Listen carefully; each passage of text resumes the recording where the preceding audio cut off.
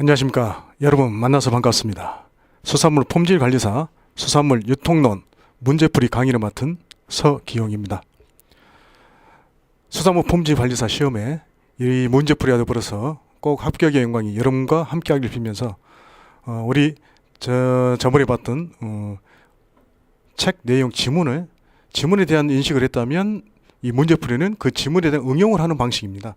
그러니까 여러분들이 어떤 문제가 어떻게 나왔느냐 하는 것은 전반적으로 어떤 문제를 물어봤느냐, 아니면 그 전반적인 문제에서 중목차를 어떻게 물어봤느냐, 아니면 그 밑에 있는 소목차를 또 어떻게 지문화돼서 물어봤느냐, 이런 것들을 여러분들이 빨리 응용을 하셔가지고 문제에 적응하시면 문제를 푸는데 즉각 대응을 잘해서 잘 풀 수 있을 거라 생각됩니다.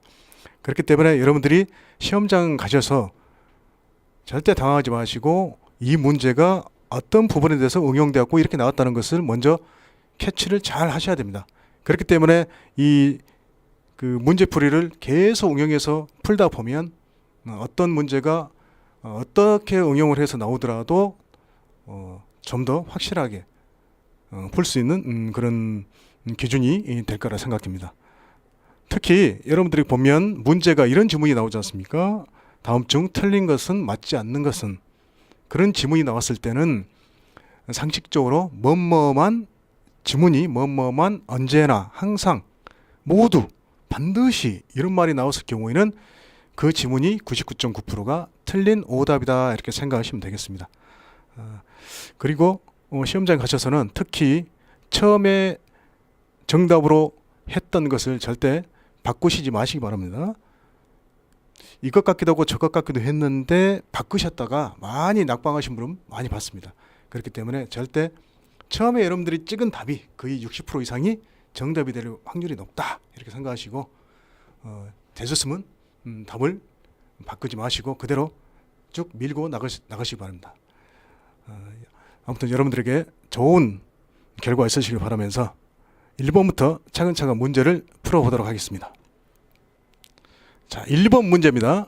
자, 1번 문제 보시면은 유통업이 수행하는 기능 중 물적 유통기능과 관계가 가장 먼 것은, 이렇게 문제가 나왔지 않습니까? 지금 우리가 문제풀이 응용할 때 지금 무엇을 물어봤습니까? 전반적인 내용의 우리 유통의 기능 중 뭘 물어봤습니까? 첫 번째가 소유권 이전 기능이 있다겠죠? 두 번째가 물적 유통 기능. 물적 유통 기능에는 수송 기능, 저장 기능, 그리고 가공 기능, 이렇게 세 가지 있다겠죠.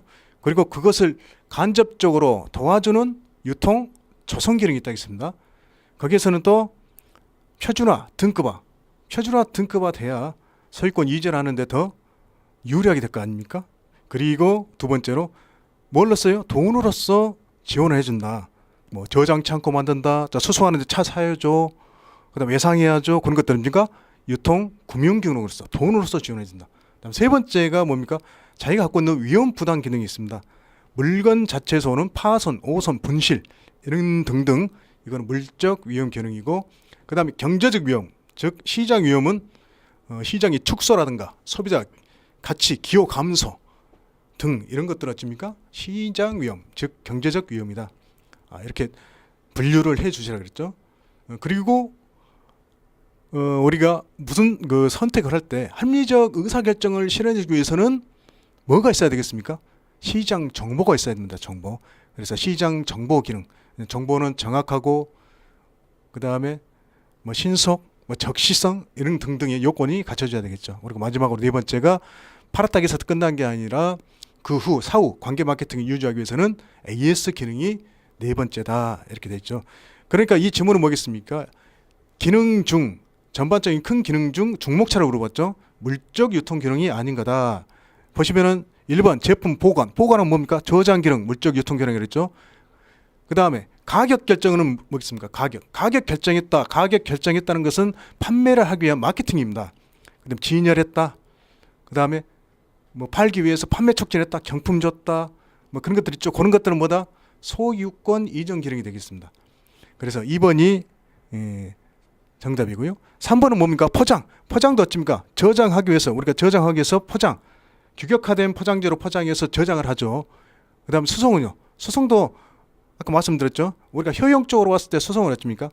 장서적 효용 창출 기록이라고 했죠. 그 다음에 저장은 시간적으로 맞춰주니까 시간적 효용 창출 기록이다. 한 가지 더 가공은 형태를 바꿔주니까 형태적 효용 창출 기능이다. 이렇게 말씀드렸습니다. 그래서 2번이 정답이다. 그리고 맞아 또 2번을 보시겠습니다. 자, 다음 문제 2번 보시면 유통업의 역할 중 소비자에 대한 역할이 아닌 것은, 그러니까 소비자에 대한 역할이기 때문에 소매상이 생산자에 대한 역할이라든가 도매상이 생산자에 대한 역할이 나오면 안 되겠죠. 그러니까 소비자에 대한 역할입니다. 우리가 업을 하게 되면, 도매업, 소매업을 하게 되면 우리 소비자에게 어떤 기능을 해주는가, 역할을 해주는가, 그 문제입니다. 그래서 1번 쇼핑의 편의를 제공한다. 편리성 기능이죠. 그 다음에 2번 쇼핑의 장소를 제공한다. 장소 제공하죠. 이것도 편리성 기능입니다. 그 다음에 3번은 촉진 기능을 수행한다. 촉진은 어찌입니까? 촉진은 이 촉진 기능은요, 촉진을 하기 위해서는 소매상이 누구를 위한 기능입니까? 촉진해줬다. 생산자가 생산했으면 소매상들을 어찌입니까? 판매를 촉진시키죠. 그래서 생산자를 위한 기능이기 때문에 이 촉진 기능을 수행한다가 틀린 답이 되겠습니다. 촉진 기능을 수행한다. 그리고 필요한 상품의 재고를 유지한다. 재고 유지 기능이다. 이렇게 보시면 되겠습니다. 그래서 이제 그 보시면은 소매상이 생산자를 위한 기능을 보시면은, 자, 정보를 제공하죠. 시장 정보 제공 기능. 그 다음에 돈으로서 우리 할부 무이자 많이 하죠.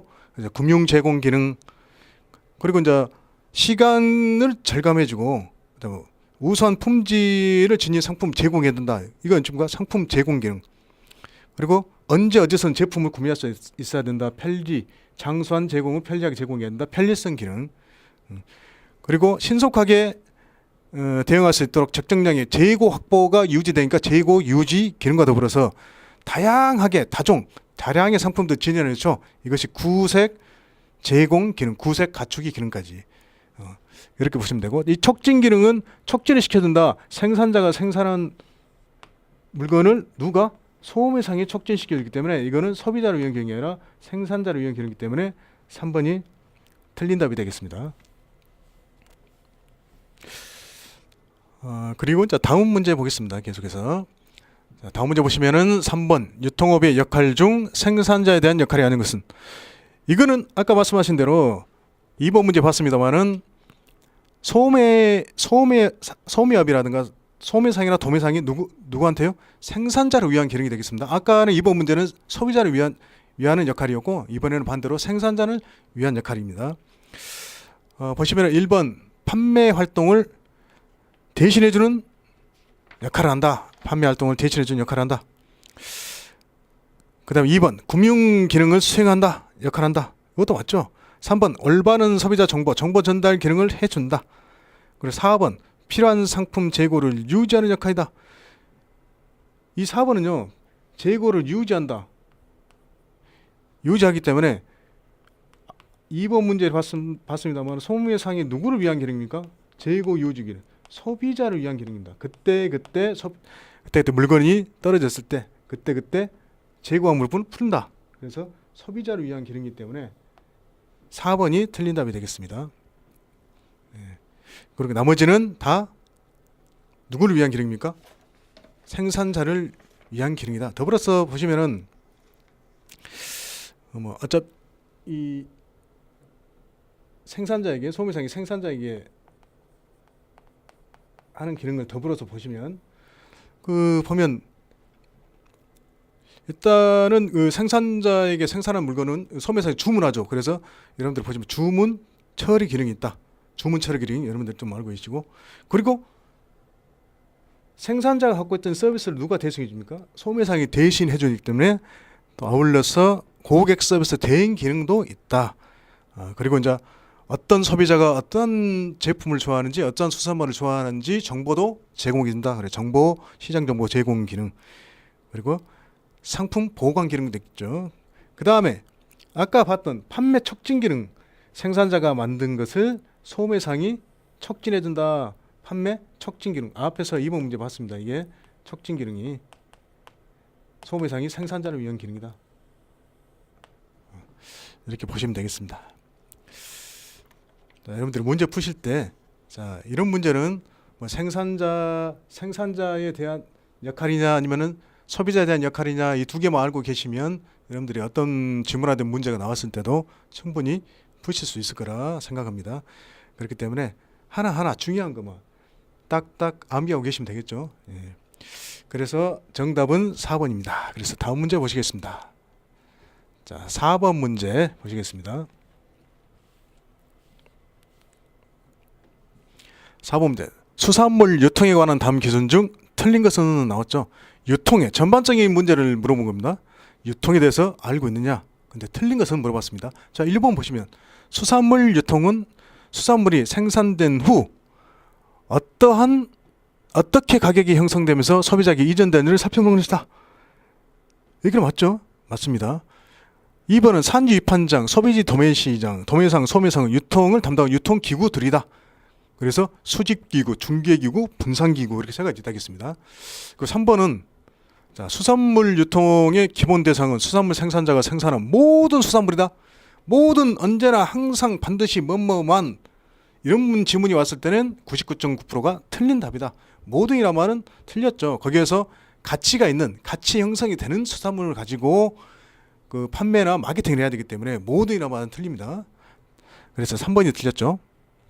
4번은 수산물 유통은 수산물 생산자가 생산한 수산물이 유통기구를 거쳐 최종 소비자에 이르기까지 수산물 집화, 교환, 분배 과정을 의미한다. 총체적으로 의미를 부여한 지문이 되겠습니다. 그래서 이 모든이란 말이 나왔기 때문에 3번이 틀린 답이 되겠습니다. 자, 계속해서 문제를 보겠습니다. 자, 5번 문제입니다. 다음 중 수산물 유통의 특성을 물어봤습니다. 우리 특성은 여러분 알겠죠? 계절적으로 편제되어 있다. 특히 중요한 게 부패성. 그 다음에 수산물을 잡으면 어쩝니까? 어획하면 다 질이 다 틀리죠. 양과 질이 틀리다. 양과 질의 불균형성. 그리고 뭐 저 용도는 어쩝니까? 용도의 다양성 뭐 등등 많이 있죠. 그중에서 가장 중요한 게 뭡니까?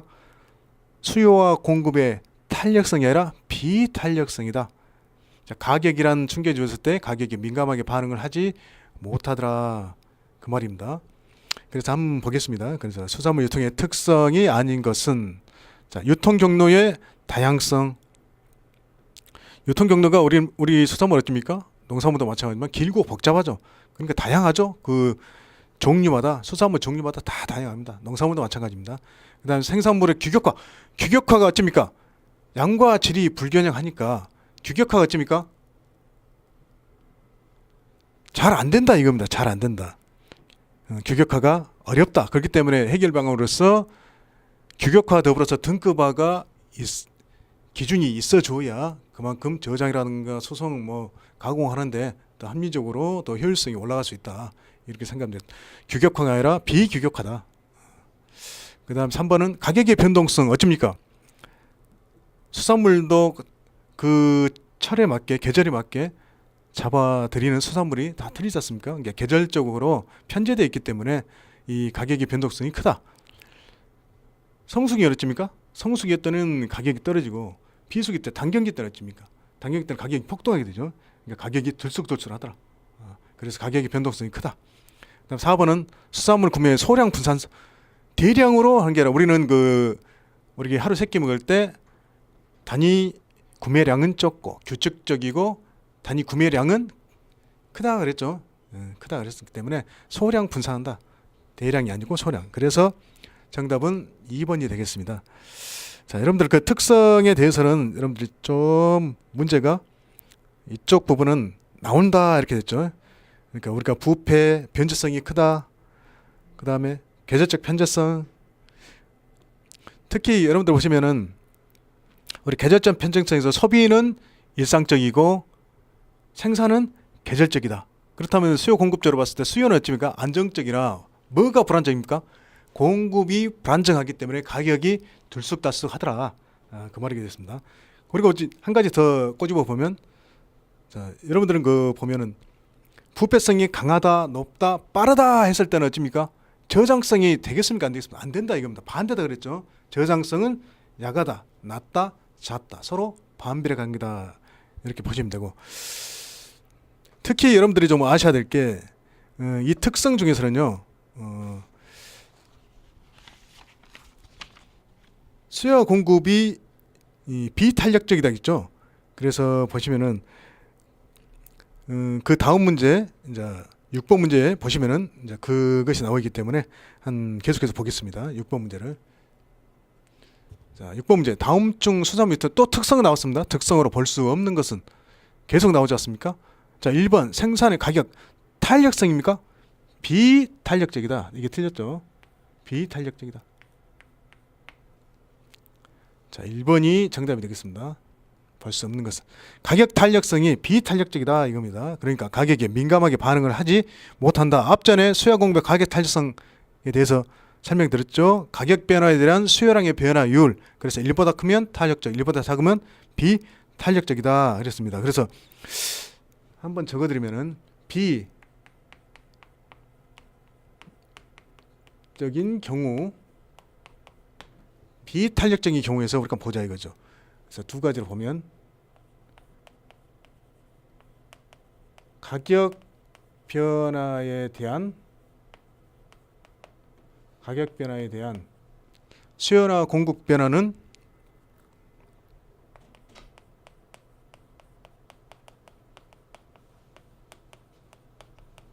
크다 하겠습니까? 작다 하겠습니까? 작다 그랬습니다. 가격 변화에 대한 수요 변화는 작다. 반대로 생각하면요. 수요나 공급 변화에 대한 가격 변화, 즉 변동은 큽니까 작습니까? 크다 그랬습니다. 크다. 이게 이제 킹의 법칙인데요. 수요가 조금만 많거나 공급이 조금만 줄어들면 어떻습니까? 가격이 큰 폭으로 클 것이고, 수요가 적은데 공급이 많아버리면 가격이 큰 폭으로 떨어질 것이다. 그 말을 뒤집어 보면 가격 변화에 대한 수요와 공급 변화는 이 정도밖에 안 될 것이다 이겁니다. 그래서 가격에 대해서 민감하게 반응을 하지 못하더라. 이 말은 뭐겠습니까? 우리는 필수제다. 필수제. 새끼무가 된다. 새끼. 가격이 떨어진다 해서 우리가 5끼로 늘릴 수는 없는 것이고, 가격이 오른다 해서 우리는 한 끼로 줄일 수도 없더라. 이게 필수적 성격이고, 공급에는 뭐가 존재합니까? 시차가 존재하더라. 시차. 그때 다 우리가 수산물을 다 어획한 게 아니고 계절적으로 이렇게 어획량이 적을 수도 있고 작을 수도 있죠. 어획량이 작으면 수요가 있는데 어획량이 작으면 가격이 폭등할 것이고, 반대로 어획량은 많은데 수요가 없다면 가격은 폭락할 것이다. 여러분들 이걸 잡고 있어야 했죠. 가격 변화하면 무조건 작다. 뭐가요? 수요 공급 작다. 그러나 수요 공급의 변화는 크다. 이걸 좀 외우고 계시라 그랬죠. 자, 이 부분은 중요하기 때문에 꼭 알고 계시기 바랍니다. 그래서 생산의 가격 탄력성이 틀렸다. 비탄력성 이렇게 나와야 되겠죠. 그다음 2번 생산자의 시장 결속력이 취약성하더라. 왜? 영세하기 때문에. 그다음 3번 강한 부패성. 그다음 변질성이죠. 우리가 수산물을 어획하면 생산하면 어찌입니까? 어떻게 됐든 우리 몸으로 들어와서 영양분을 채워주든가 아니면은 테이블에서 사료로 또 나가든가 뭐 둘 중에 하나겠죠. 그리고 생산의 이질성. 생산의 이질성 뭡니까? 양과 질이 다 다르다 이겁니다. 다르다. 이렇게 해서 그 특성은 여러분들이 이 정도, 특히 이 부분은 꼭 여러분들 알고 계시기 바랍니다. 비탄력제다. 왜 비탄력제냐? 가격 변화에 민감하게 반응을 하지 못하기 때문이다. 그래서 여기 중요한 부분입니다. 그래서 특성 문제는 꼭 한 문제가 나올 것이라 생각되기 때문에 여러분들 꼭 이 부분은 꼭 알고 계시기 바랍니다. 자, 그 다음에 7번 문제 바로 내려가겠습니다.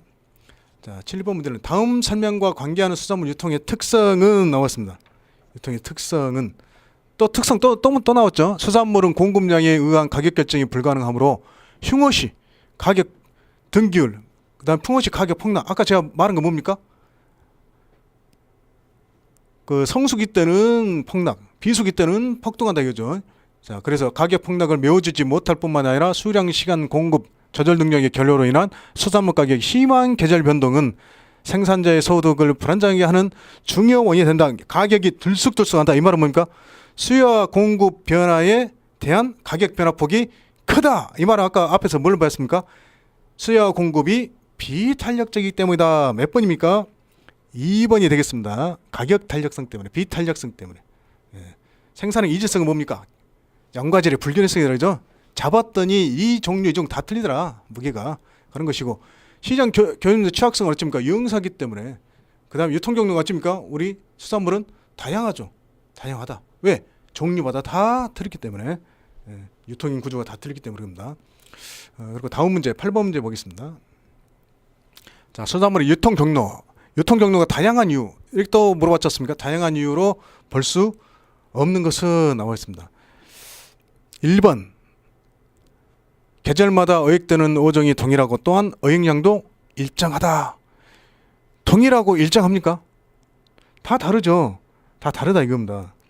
계절마다 다르고 뭐 어종도 다르다. 뭐 어획량에도 차이가 있다. 그래서 동일하단 말이 틀린 말입니다. 동일할 수가 없겠죠. 양과 질이 불균형하기 때문에. 그래서 1번이 틀린 답이 되겠습니다. 2번은 생산물이 선어, 냉동, 가공 원료 등과 같이 여러 가지 형태로 이용 배분되고 있다. 다양하다입니다. 용도에 다양하다. 그 다음에 3번 어장과 어획한 수산물은 실은 어선이 입항하는 것도 지역별로 어찌입니까? 다 다르죠. 이 지역은 우리 뭐 특산 뭐 어저 수산물, 이 지역 수산물 다 다르죠. 4번은 다양한 형태의 규모의 생산자가 전국적으로 분포되어 있다. 여기는 무슨 어종, 여기는 무슨 어종 다 이렇게 분포되어 있죠.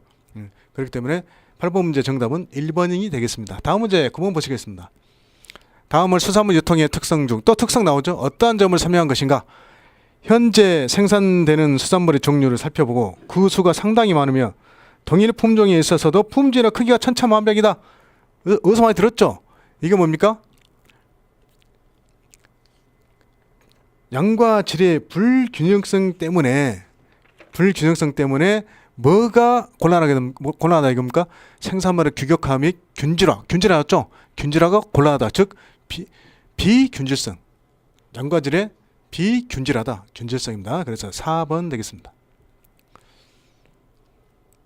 그러니까 앞에서 보면 가격이 들쑥들쑥하다 그러면 가격이 수요와 공급이 비탄력적이기 때문에 그런다. 여기는 어찌입니까? 동일 품종이 있어서도 품질이나 크기가 천차만별이다. 양과 질이 불균형이다. 그러니까 규격화나 균질화가 곤란하다. 표준화 등급화 해야 된다. 그런 말이 되겠습니다. 자, 9번까지 풀었고요. 다음 맞아 10번 본문제 보겠습니다. 자, 다음 중 자, 수산물 생산자의 마케팅 활동으로 옳게 짝지어진 것은 마케팅이 나와 있죠. 마케팅을 하기 위해서는 제일 처음이 어찌입니까? 상품이 있어야죠. 상품이 있어야 되고, 두 번째 상품이 결정되면 가격을 결정해야 되겠죠. 이 상품을 만들 때 포장을 어떻게 할 것인가, 그 다음 디자인을 어떻게 할 것인가 등등. 그래야 그 다른 경쟁력과 차별화 전략이 이 상품 전략이고, 그 다음에 가격, 고가할 것인가 저가할 것인가 등등. 그 다음에 유통 경로를 결정해야죠. 자, 소비자 가깝게 유치하는 경로를 차지해줘. 아까 말한 우리 그 기능 중에서 편리성 기능을 만들어야 된다. 그래서 프라이스, 그 다음에 프레이스, 그 다음에 판매 촉진해야 된다. 우리 제품 나왔습니다. 많이 좀 사주세요. 이런 거 뭡니까? 광고, 홍보, 인적 판매, 기타 판매 촉진, 쿠폰을 준다든가, 뭐 경품, 프리미엄 준다든가, 아니면 뭡니까? 시음회 등등을 해서 우리 제품 나왔으니까 많이 좀 구입해 주십시오 하고 등등 촉진을 했던 거죠. 이걸 전반적으로 포피라고 하죠. 그래서 우리 믹서기 아시죠? 이런 것들은 전반적으로 잘 갈아서 소비자한테 인식을 시켜라. 이게 뭡니까? 포피 믹스 전략입니다. 포피 믹스 전략. 그래서 간략하게 여러분들의 소개를 드리자면, 이 판매 촉진 활동에서는 광고, 홍보, 인적 판매, 기타 판매 촉진 이렇게 되어 있지 않습니까? 그래서 여러분들이 보시면은 이 광고는 돈이 들어간다. 홍보는 돈이 안 들어간다. 광고는 어찌입니까? 이성에 대해서 어떻게 해요? 우리 제품 좋습니다. 호소를 하죠. 감성적이고, 홍보는 어찌입니까? 우리 삼성전자가 뭐 매출 뭐 세계 1위를 했습니다. 뭐 그런 것들 있죠. 그런 걸 이성적으로 홍보하죠. 그렇기 때문에 얘 두 차이점은 어찌입니까? 유료고 무료고 감성적이고 이성적으로 나오고, 그러나 공통점은 불특정 다수를 대상으로 하더라. 그리고 한 가지 신뢰성이라는 차원에서는 어찌입니까? 우리 소비자 믿는 게 광고보다 홍보가 더 신뢰성 차원이 높다. 이런 것도 이야기했죠. 그 다음에 판매 촉진은 어찌입니까? 판매 촉진은 이런 것들을 제외한, 인적 판매를 제외한 나머지라 그랬죠. 나머지라 했습니다. 그래서 효과는 단기적이나 단 하나, 그 효과는 이제 즉각적으로 나타나죠.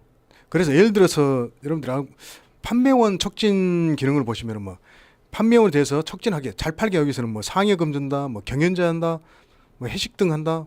그다음에 우리가 갖고 있는 중간상에 대해서 이제 촉진한다. 뭐 구매 공제, 무료 제공, 뭐 상품 제공, 뭐 광고도 협력 광고 뭐 하지 않습니까? 후원금 등등.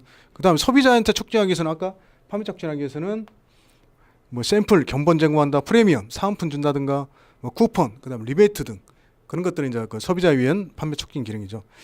그래서 신뢰성이라는 차원에서는 홍보가 효과적이고, 자 예를 들어 상황에 대한 변화, 그때 고객을 만나서 이러니까 이렇게 하십시오 한 것은 뭐가 좋겠습니까? 인적 판매가 좋더라. 상황에 따른 커뮤니케이션 전략은 인적 판매. 구매 동기 강화, 설득을 하기 위해서는 또 뭐가 좋겠습니까? 홍보가 당연히 낫겠죠, 광고보다. 하여튼 이런 것들을 여러분들이 이제 제가 말씀드렸기 때문에 한번 보시면 되겠습니다. 그럼 인적 판매 단점은 비용이 많이 든다. 왜? 움직이기 때문에 그만큼 보시면 되겠습니다. 그래서 마케팅 활동은 몇 번입니까? 그대로 가죠. 이렇게 가서 이렇게 가서 이렇게 가죠. 그래서 기역, 니은, 디귿, 리을이다. 그래서 이건 포피라고 한다. 자, 이렇게 보시기 바랍니다. 자, 10번까지 풀어봤습니다만은 시험이란 게 그렇게 어렵게 이렇게 나오지 않습니다. 간략하게 나오면서 여러분들이 이해가 됐는지 안 됐는지에 대해서 물어보기 때문에 여러분들이 보시면서 전반적으로 갖고 있던 내용을 응용해서 이런 문제가 나오구나 생각하시면서 문제를 자꾸 접하게 되면 어떤 문제가 나오더라도 쉽게 풀 수 있을 거라 생각됩니다. 특히 여러분들이 녹차를 드시면 녹차의 효능이, 우리가 남성들이 좋은 게 전립선암에 좋습니다. 그리고 노화 예방에 탁월하고요. 그 다음에 당뇨병에 효과가 있습니다. 항암 효과가 있다 그러죠. 그리고 이제 우리가 봤을 때 공부가 좀 안 되고 지쳤을 때 우울증에 탁월하다는 것, 그렇기 때문에 공부를 하실 때 문제풀이 잡았을 때 옆에다 녹차 한 잔 넣고 한 잔씩 드시면서 하시면은 아주 신심적으로나 아주 피로적으로 아주 많은 도움이 될 거라 생각됩니다. 자, 다음 문제 11번 문제는 11번 문제는 잠시 여러분들의 이제 강의와 더불어서 다음 시간에 계속하도록 하겠습니다. 여러분들 첫 강의 수고하셨습니다.